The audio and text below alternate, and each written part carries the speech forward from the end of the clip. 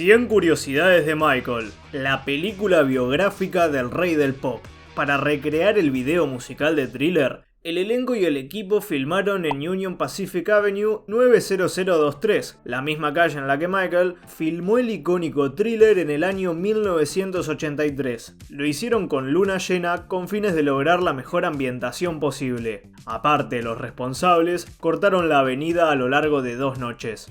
Para reflejar el lanzamiento del disco Off the Wall, se restauró el exterior del icónico Tower Records con el objetivo de que se pareciera a la tienda tal cual era durante el lanzamiento original del álbum. La restauración recreó el diseño, las exhibiciones y la decoración, buscando reflejar la época y capturar la esencia de la escena musical en aquel momento. Con la intención de lograr la mayor fidelidad posible, la película recrea lugares de antes que ya no existen o que cambiaron, desde el exterior del antes mencionado Tower Records hasta el interior de un Tom's Toys, los cuales fueron fabricados desde cero con el máximo detalle, intentando dotar a la película de la mayor credibilidad. Curiosamente, Michael era conocido por hacer compras masivas en Toys R Us, así que la inclusión de una escena de él en una juguetería fue muy acertada. Los productores le preguntaron a Lady Gaga si les podían rentar algunas piezas de la colección de vestuario que la cantante tiene de Michael,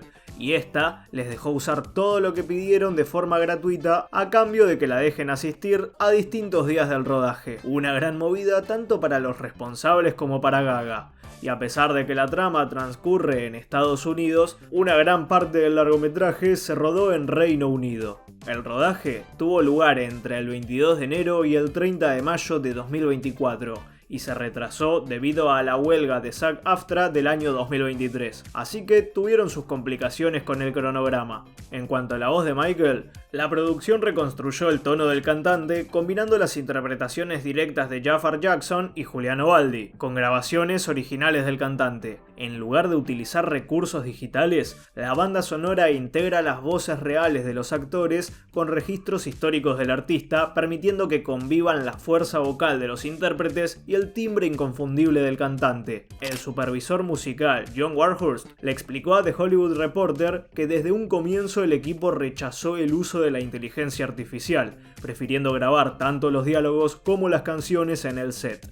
De este modo, Jafar y Baldi adoptaron rasgos vocales característicos de Michael, mientras que en las secuencias musicales más emblemáticas se utilizaron grabaciones originales del artista para mantener la autenticidad. Durante el rodaje, los actores interpretaron en vivo con intenciones de reproducir tanto el aspecto vocal como visual del artista, y según Warhurst, se realizaron múltiples tomas registradas en escenarios reales y estudios recreados, con la idea de captar matices emocionales y sonoros. El material obtenido en cada sesión fue extenso, ya que el equipo llegó a reunir entre 15 y 20 tomas vocales tanto de los actores como de las pistas originales, y la mezcla final fue decidida según la necesidad de cada escena. En aquellas secuencias donde Jafar y Baldi improvisaron o aportaron elementos nuevos, sus voces predominaron, mientras que en los momentos centrales del film, la voz original del cantante se mantiene en primer plano. Con fines de lograr este equilibrio, el equipo se apoyó en un proceso de edición tradicional sin simulación digital avanzada, mientras que en los momentos centrales de la película, la voz original del cantante se mantenía en primer plano. La negativa a utilizar la inteligencia artificial, por si se lo están preguntando, que tan presente está en las obras actuales, surgió sencillamente por motivos técnicos y éticos. Como detalló el equipo de producción, buscaron diferenciarse de otros biopics como Bohemian Rhapsody, que recurrieron a voces adicionales debido a las diferencias tímbricas entre el actor protagonista y el artista original. En el caso de Michael, la similitud genética y el entrenamiento vocal hicieron innecesario el recurso. Las dos películas que Michael ve buscando inspirarse para su próximo álbum Thriller son La Mosca de 1958 y Los Crímenes del Museo de Cera de 1953, las cuales protagonizó Vincent Price. Este justamente es el que recita un monólogo terrorífico al final de Thriller, caracterizado por su tono macabro y la risa malévola del final. El tema que Michael tararea para sí mismo mientras sube las escaleras hacia su dormitorio es Smile de Charlie Chaplin, su canción favorita de todos los tiempos. Posteriormente, el cantante grabó la canción para su disco History y, curiosamente, esta fue interpretada por su hermano Jermaine Jackson en el servicio conmemorativo de Michael en 2009. Pasando a los pequeños guiños y detalles de la trama, se puede ver al hijo mayor de Michael Jackson, Prince, vestido de roadie, justo antes de que el protagonista regrese corriendo al escenario con el fin de interpretar Working Day and Night, cerca del final de la película. Hay otro detallazo, y es que en varias escenas vemos a Michael usando gafas de sol. Estas le servían con la intención de evitar el contacto visual con las personas cuando se sentía incómodo o emocionalmente abrumado. Un indicador clave de la tensa relación que tenía con su padre Joseph es que nunca se atreve a mirarlo a los ojos, ni siquiera durante los ensayos, a menos que se vea obligado a hacerlo. Esto continuó cuando Michael era adulto, demostrando lo temeroso que seguía siendo de su padre a pesar de querer ser más independiente. Eso sí, todos los hermanos Jackson se refieren a Joseph por su nombre de pila en lugar de llamarlo papá o algo similar, lo cual nos da a entender que él se veía a sí mismo y que sus hijos también lo veían de ese modo, como un manager musical en lugar de un padre. Justamente el actuar de Joe con su cinturón y Michael retratan el abuso real que el cantante sufrió por parte de su padre durante toda su carrera. Un presagio que podemos ver es que en un momento Joseph Jackson sermonea a Michael sobre la necesidad de seguir actuando haciendo una analogía con bebidas, diciendo que él es la Coca-Cola de la familia y que dejar de hacerlo permitiría que alguien más venda su Pepsi. Irónicamente, Joe luego obliga a Michael a publicar un anuncio de Pepsi, el cual sale terriblemente mal y bueno, ya saben el resto. Una muestra de lo poco que le importaba a su familia Joe se ve después del accidente del cantante con Pepsi, porque la única preocupación que expresa sobre la salud de su hijo es si este va a poder seguir actuando o no, una insensibilidad llevada a flor de piel. Bill Bray suele llamar a Michael Joker, probablemente debido a su afición por hacer bromas pesadas a casi todo el mundo. John Branca, a quien nos hacen creer que es un abogado amoral y duro para muchos de sus clientes en el pasado, le regala al protagonista un muñeco de Mickey Mouse mientras este se recupera en el hospital. Esto demuestra que el personaje ve a Michael como mucho más que un simple cliente. Catherine y LaToya, que están viendo el espectáculo detrás del escenario, tienen una mirada particular en sus rostros una vez que Michael anuncia firmemente que se separará de sus hermanos al final de la gira Victory, enfrentando finalmente a Joseph. Ahí se nota como mucho del éxito del cantante recae en su sangre fría con respecto a su padre. La película también aborda los problemas de salud del cantante. Michael padecía vitíligo, una afección de la piel que causa la pérdida del pigmento, y además también tenía lupus discoide. Si bien el film toca estos detalles, la extensión de su dolor físico, incluyendo el insomnio crónico y los problemas de la piel que lo llevaron a usar maquillaje pesado, en ocasiones se subdice, así que no se reflejó correctamente, por así decir. A pesar de que el biopic muestra que Michael despide a su padre como manager en 1981, en realidad esto se dio en 1979.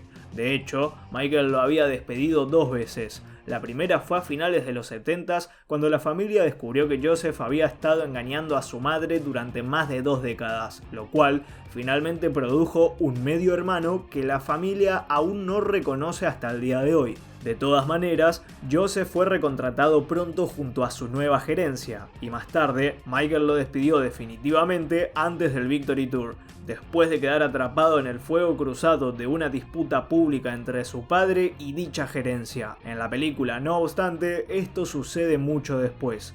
En los planes iniciales de la obra, los Jackson 5 interpretaban Never Can Say Goodbye en 1968 como un acto amateur, pero en realidad la canción fue grabada y lanzada en 1971 después de que ya hubieran firmado con Motown. De hecho, en la vida real, Susan DePass no descubrió a los Jackson 5, sino que la banda canadiense de soul Bobby Taylor and the Vancouvers fue la que los envió a Detroit para una audición grabada en Motown. Ni DePass ni el presidente de la compañía, Berry Gordy, estuvieron presentes para la grabación, pero la cinta convenció a este último con fines de que firmara a los chicos.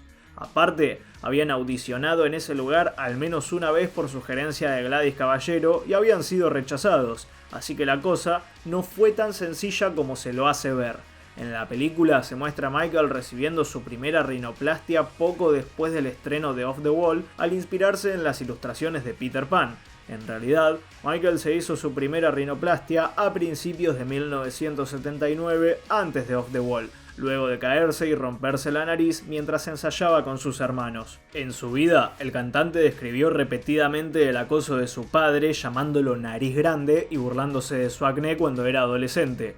El film da a entender que el abuso emocional por parte de Joseph fue parte de la razón para someterse a la operación, lo cual no es del todo cierto. En la peli, Michael adopta a Bubbles, el chimpancé, en 1980, sin embargo en la vida real lo adoptó en 1983. La obra muestra al cantante escribiendo Beat It tras ver un reportaje sobre la guerra de pandillas de Los Ángeles entre los Bloods y los Crips. Sin embargo, según Jermaine Jackson, se basó en realidad en la actividad de pandillas que la familia Jackson presenció en su ciudad natal de Gary, Indiana. Cuando los Jackson 5 se presentan en la feria, los paquetes de iluminación para los paseos del fondo son mucho más nuevos que los de la década del 70, particularmente la noria con luces LED que cambian de color, las cuales no existieron hasta al menos después de 2012. Así que con respecto al cuidado de los detalles temporales, se les pasaron algunas cositas. Cuando Michael está cantando Ben, 2 veces se puede ver entre la multitud a un fan con un solo guante blanco de lentejuelas. Esto fue unos años antes de que Michael estrenara el guante que se convirtió en su look característico. Durante la escena en la que le suplica a su sello discográfico que obtengan el aire de MTV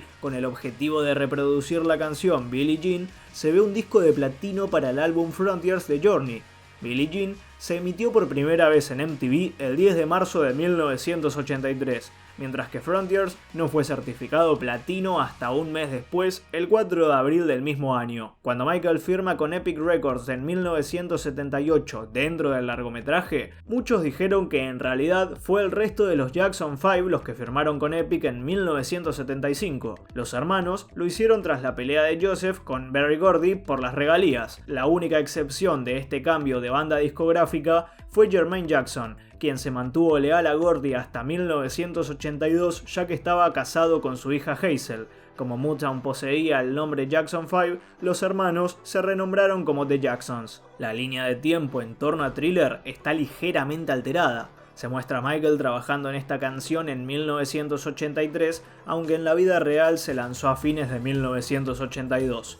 Aparte, lo vemos trabajando en el video musical de la canción que da nombre al álbum antes de su histórica actuación en Motown 25 cuando fue al revés. Michael dice Dios le da ideas a Prince. Si bien fue una cita real del cantante, en realidad fue dicha a Kenny Ortega en 2009, no mucho antes de morir.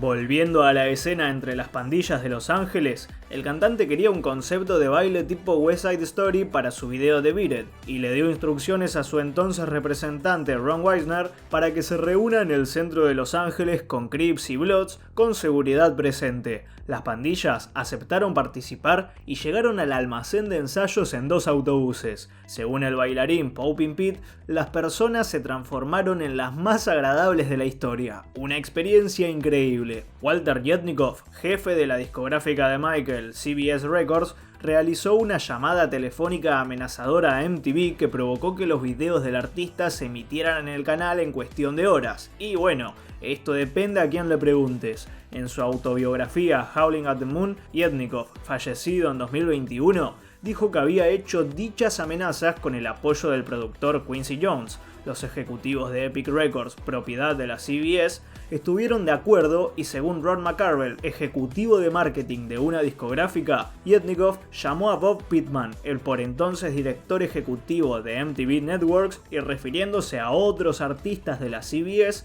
le pidió que empaquetaran todos los videos de Bruce Springsteen, Cheap Trick y Charlie Daniels que estaban poniendo, que los metieran en una caja y se los devolvieran. Pero los ejecutivos de MTV de aquella época refutan esta versión, y según Les Garland, ejecutivo de la cadena por aquel entonces, esto nunca ocurrió y se trata de un mito. En cualquier caso, Billie Jean se estrenó en el influyente canal de cable en marzo de 1983 e integró lo que hasta entonces había sido casi exclusivamente un formato para artistas de rock blancos. Pasando a otro rumor, Michael Jackson no despidió a su representante, su padre Joseph, por fax. Según el propio Joseph, este contrató a principios de los 80s a los cogestores de Michael, Weisner y Freddie DeMen, y les dijo que realmente no conseguían lo que necesitaban de la compañía discográfica, así que quería que unos tipos blancos lo ayudaran. Esto provocó un intercambio en la revista Billboard en el que Joseph se refirió a estos dos como la servidumbre blanca, y más tarde Michael dijo que la declaración de su padre le revolvía el estómago. En marzo de 1983, justo cuando Thriller despegaba, ambos contratos de gestión expiraron y Michael recurrió a Frank DiLeo, su amigo y hombre de promoción en Epic Records, para que lo gestionara hasta principios de los 90s. Por otra parte, a Michael sí que se le incendió el pelo durante el rodaje del comercial de Pepsi de 1984 que hizo con sus hermanos. La versión de la película de este suceso es en gran medida correcta. Como muestra un video del incidente publicado en 2009, se ve a miembros del equipo extinguiendo las llamas de la parte superior de la cabeza de Michael. Según un miembro del equipo de iluminación, el cantante estaba literalmente sobre una bola de llamas, algo que la verdad es totalmente perturbador. La película muestra al cantante y a Branca discutiendo un acuerdo de 7 cifras con PepsiCo, en el cual el primero exige que se destine a un centro para personas con quemaduras. La cifra real fue de 1.5 millones de dólares según la revista People y otros informes, y estableció el Michael Jackson Burn Center en lo que entonces se llamaba el Centro Médico Broadman de Culver City. El centro cerró en 1987 y hoy en día es el Hospital del Sur de California. Hay algo más que la película no muestra, y es que tras salir del hospital, Jackson empezó a tomar analgésicos, lo cual, según dijo en una declaración posterior, lo llevó a la dependencia. Algo que muchos no saben es que Michael vivió con sus padres en su casa familiar incluso después del éxito de Thriller. La casa, ubicada en Havenhurst Drive, en el barrio de Encino de Los Ángeles, fue su hogar, y aunque Branca había ayudado a Jackson a comprar un hogar de 3 dormitorios en Encino a principios de los 80s, el rey del pop no se atrevía a dejar a su madre, así que permaneció en la casa familiar hasta que compró el rancho Neverland en 1988. En la casa de Havenhurst, Michael tenía animales exóticos, no solo a Bubbles, sino que la familia acumuló pavos reales, tigres, leones, avestruces, perros y un loro.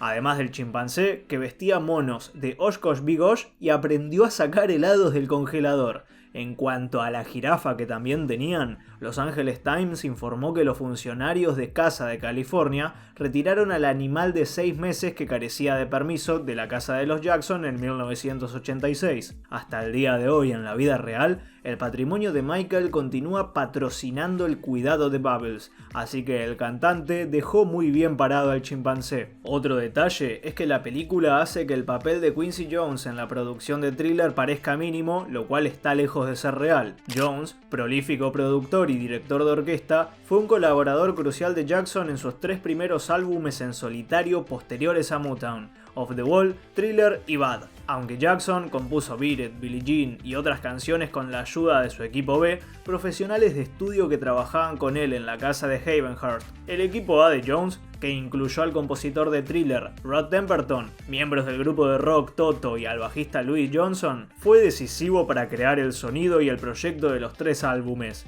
Jones y Jackson colaboraron estrechamente en los 2 primeros álbumes y no empezaron a distanciarse hasta que hicieron Bad. Y el título de Thriller no se le ocurrió a Michael tras un maratón de películas de terror. En realidad, Temperton, el compositor de Off the Wall, había estado trabajando en una canción llamada Starlight y un día se despertó en su habitación de hotel con la palabra Thriller en la cabeza. De todos modos, a Michael sí que le encantaban las películas de terror, y más tarde se le ocurrió la idea del video porque quería interpretar a un monstruo. Jackson y Jones se decidieron por la canción que daba título al álbum después de que Temperton reescribiera la letra. Algunos cambios no parecen haber gustado del todo a la familia. Paris Jackson, segunda hija de Michael, desaprobó el proyecto contestándole a Coleman Domingo, quien afirmó que ella y su hermano Prince apoyaban el largometraje. Aparte, presentó una demanda porque el productor John Branca contrató a una gran estrella como Miles Teller con fines de que se interprete a sí mismo, y lo acusó de engrandecer su papel en la vida del cantante. Paris no tuvo ninguna participación en la película y describió el guión inicial como algo endulzado, agregando que las películas biográficas a veces dan forma a las narrativas y contienen varias imprecisiones. Domingo, en respuesta, expresó la esperanza de que la obra honrara a su padre. Lamentablemente, no se llegó a un buen acuerdo entre las dos partes.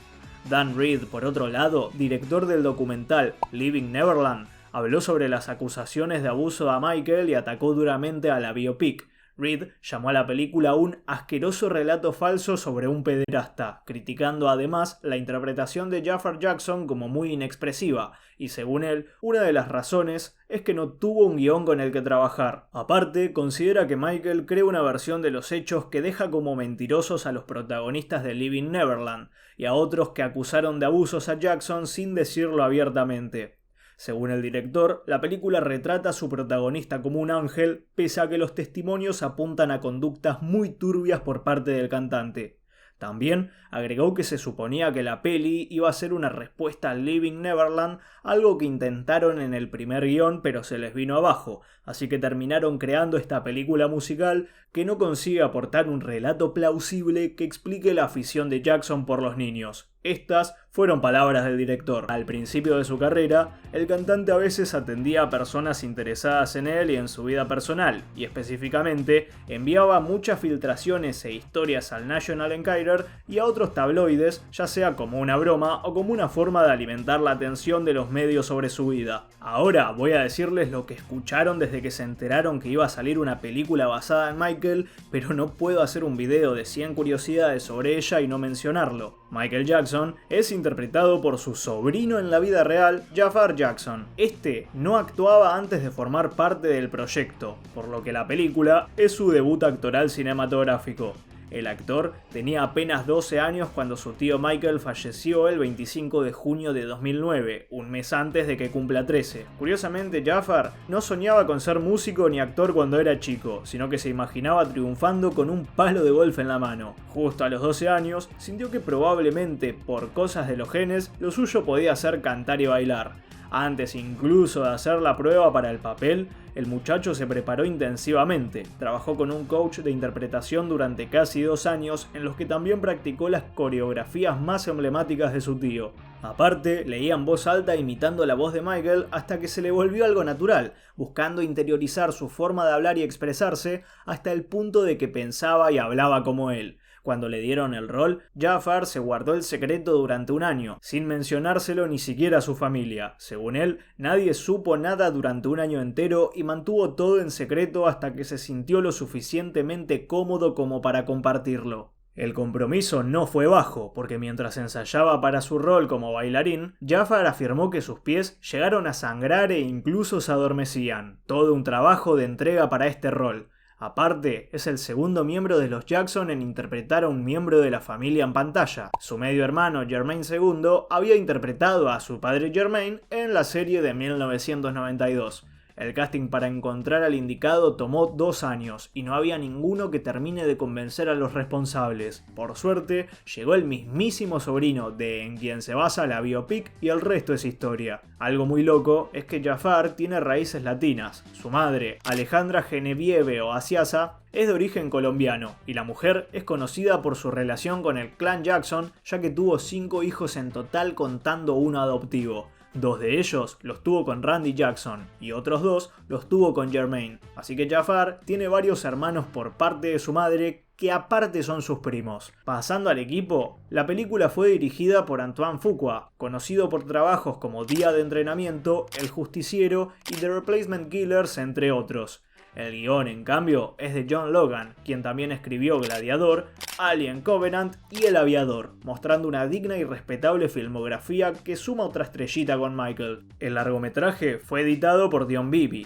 quien previamente trabajó en Memorias de una Geisha, Chicago y Miami Vice, entre varias obras más, y fue producida por Graham King, el mismo responsable de la producción de Bohemian Rhapsody, la película biográfica dedicada a la vida de Freddie Mercury, y también produjo El Aviador y Hugo, entre otras, así que tiene un currículum bastante sólido en el género. El hijo mayor de Michael, Prince Jackson, también figura como productor ejecutivo, manteniendo un vínculo familiar con el proyecto. Estudios como Industrial Light and Magic, que trabajaron en incontables clásicos como Star Wars, Jurassic Park y más, fueron los responsables de proporcionar varios de los efectos visuales del film, dándole peso técnico a la producción. Pasando al elenco, Nia Long le da vida a la matriarca de la familia Jackson, Catherine. Curiosamente, su coprotagonista en Los Dueños de la Calle de 1991, Angela Bassett, había interpretado previamente a la señora Jackson en la miniserie The Jacksons An American Dream. Dion Cole se pone en la piel de Don King, el legendario promotor de boxeo, en uno de los cameos más particulares del reparto. Sería más fácil enumerar quién no era fan de Michael Jackson antes de ser parte de este largometraje, aunque uno que se destaca es Juliano Baldi, quien se volvió viral por disfrazarse y bailar como el cantante en Hollywood Boulevard antes de ser elegido para interpretar al joven Michael en la película. Hay un cameo de Asia Fuqua interpretando a Ola Ray, la actriz que dio vida a la novia de Michael en el video musical de Thriller. En esta película, su personaje se acredita como Thriller Girlfriend, y es que Asia es la hija del director Antoine Fuqua. Si bien aparece su novia ficticia, no todos los miembros de la familia Jackson aparecen en la peli. Janet, la hermana menor de Michael, no fue retratada por su propio deseo. La hermana mayor Reby y el hermano menor Randy hicieron peticiones similares, así que tampoco aparecen. La ausencia de Randy, sin embargo, provocó algunos problemas en las escenas posteriores a la etapa Motown, sobre todo en el momento en el que Michael anuncia su salida de los Jackson, ya que a los responsables tampoco se les permitió utilizar ninguna canción que él coescribiera. Como consecuencia, esa escena utiliza la canción solista de Michael, Working Day and Night, en lugar de Shake Your Body, Down to the Ground, la cual fue la que realmente se cantó esa noche, una pequeña adaptación obligada. Frankie DiLeo, el manager de Michael de 1984 a 1989 y nuevamente en 2009, también quedó fuera de la película por razones desconocidas. Branca se desempeña en el largometraje como un compuesto entre él mismo y DiLeo, pero la ausencia más notable es la de Diana Ross. Las escenas de Cat Graham interpretando a la cantante fueron retiradas del biopic debido a ciertas consideraciones legales que requirieron una edición extensa en postproducción, según confirmó la actriz. Los informes indican que los recortes fueron necesarios debido a las cláusulas legales que rodean la representación de historias específicas, lo cual hizo que se diesen cambios significativos en la versión final e ignoró en gran medida la participación de Michael en El Mago, y como esto lo conectó con Quincy Jones por primera vez. Y acá llegamos al gran problema de la película. Casi toda la obra había terminado de producirse cuando de repente se descubrió que de alguna manera los herederos de Michael nunca se habían molestado en decirle a Antoine ni a nadie del equipo que su acuerdo de demanda con el acusador de abuso sexual Jordan Chandler incluía una prohibición total que impedía que Chandler fuese retratado en cualquier dramatización sobre Jackson. Esto obligó a desechar una enorme cantidad de material y el patrimonio cubrió el costo irrecuperable más el tiempo de rodaje adicional necesario, con fines de improvisar una narrativa razonable a partir del material restante que aún podían usar. El final original era muy diferente al corte final que llegó a los cines, ya que el acto inicialmente se centraba en cómo las acusaciones de abuso infantil de 1993 impactaron en la vida de Michael. Lionsgate desechó ese final tras ser apuntado por los abogados del patrimonio Jackson. La película se retrasó, se gastaron $15 millones en regrabaciones y la producción se enteró de que no podía incluir ninguna escena sobre los cargos legales por abuso infantil presentados contra Michael. El costo adicional fue cubierto por la finca Jackson. Tras reescribir el guión, las nuevas filmaciones se realizaron en junio de 2025 durante 22 días, lo cual elevó el presupuesto total de producción a un valor que se sitúa entre 165 y $200 millones. Antoine terminó decidiendo diseñar la nueva edición como solo la primera parte de la historia, con una segunda parte completamente nueva por hacer si la peli era lo suficientemente exitosa, así que esto abrió la puerta a una secuela que, como pueden suponer, ya es un hecho. La obra termina justo después de que Michael interpreta a Bud durante el Bud World Tour, con un final que dice su historia continúa, haciendo aparte de despedida del largometraje, también una invitación a seguir disfrutando de la trama, además de que es un guiño a la realidad, porque a pesar de que Michael se fue hace más de 15 años, su historia continúa. En abril de 2025 se informó que el largometraje podría dividirse en dos debido a su duración de casi 4 horas. Al mes siguiente se retrasó hasta 2026, con una duración de 3 horas y media, y al final llegó a los cines durando 2 horas y 10 minutos. Variety informó que el 30% del material del montaje original de 3 horas y media del film podría reutilizarse en la secuela. En una entrevista para The Down, Adam Fogelson, CEO de Lionsgate, mencionó que Michael 2 ya se encuentra en desarrollo activo por parte de la productora. Aparte, se espera que el rodaje pueda empezar entre finales de 2026 e inicios de 2027, lo cual demuestra la confianza e interés que tiene Lionsgate con el film. La banda sonora incluye 13 canciones, entre las cuales se encuentran temas de los Jackson 5 y de los álbumes Off the Wall, Thriller y Bad. Justamente el logotipo de apertura del estudio va acompañado de Wanna Be Starting Something, obviamente de Michael Jackson, una buena manera de engancharte ya desde un comienzo. Terminando, hay 2 doblajes en español latinoamericano, uno hecho en México por Universal y otro hecho en Argentina. El doblaje mexicano fue realizado para el público latinoamericano, mientras que el argentino fue realizado para el público latino en Estados Unidos. En el doblaje mexicano, Javier Holguín repite su papel de Michael Jackson después de haberle prestado su voz previamente en muchas otras películas y documentales protagonizadas por él, entre ellos Bad 25 y Michael Jackson, La vida de un ícono. La película fue lanzada en Hong Kong y Taiwán como Michael Jackson en lugar de llamarse simplemente Michael, y en China como Michael Jackson, El camino al estrellato. Datazo, lo sé. Aparte, también es la primera película de Lionsgate en ser coproducida con otro estudio cinematográfico importante, en el cual un estudio se distribuyó en Estados Unidos y Canadá y el otro en todos los demás países. Y el biopic de Michael no pudo escapar de ser parodiado en el nuevo avance de Scary Movie, así que ya saben qué van a encontrar si la van a ver. El artista ya había sido parodiado por la franquicia en el pasado. El 2 de abril, 3 semanas antes de su lanzamiento, Deadline Hollywood informó una estimación del fin de semana de apertura de entre 50 y 60 millones de recaudación en Estados Unidos y Canadá. Tras el estreno, las estimaciones se elevaron entre 65 y 70 millones de dólares, a lo largo de 3.900 pantallas. Michael recaudó 39.5 millones en su primer día, superando a Oppenheimer en cuanto al día de estreno más grande de la historia de una película biográfica, y al día de estreno más alto de cualquier película de lo que va del 2026. En total se estrenó con 97 millones de dólares, la mejor película biográfica y musical de la historia, y según los datos, al 1 de mayo de 2026, la obra recaudó un total de 130 millones de dólares solo en Estados Unidos y Canadá, y 155 millones en otros territorios, dándonos un total mundial de 285 millones. Así que imagínense lo que la película ya recaudó al momento de subir este video. En cuanto a la calificación del largometraje, en IMDb tiene un puntaje de 7,6 sobre 10 basada en miles de opiniones, y en Rotten Tomatoes, por otra parte, la plataforma le da una aprobación del 38%, una de las más bajas del año, que sorprendentemente no tiene nada que ver con la aprobación del 96% que le da el público. ¿Vos cuánto le das a la película del 1 al 10? Déjalo en los comentarios, que me interesa saber si vas más con la opinión de los críticos o si a vos te gustó el film. Por mi parte, le doy un 8. Y listo, ahora sí, por ahora terminamos. Si llegaste hasta el final del video, muchísimas gracias como siempre por tu apoyo. Espero que te haya gustado y que hayas aprendido cosas nuevas. Si fue así, no te olvides de ver el resto del contenido, que seguro vas a encontrar algo de tu agrado. Habiendo dicho esto, no te olvides de dejar tu opinión sobre esta obra en los comentarios y nos vemos en la próxima con más estrenos.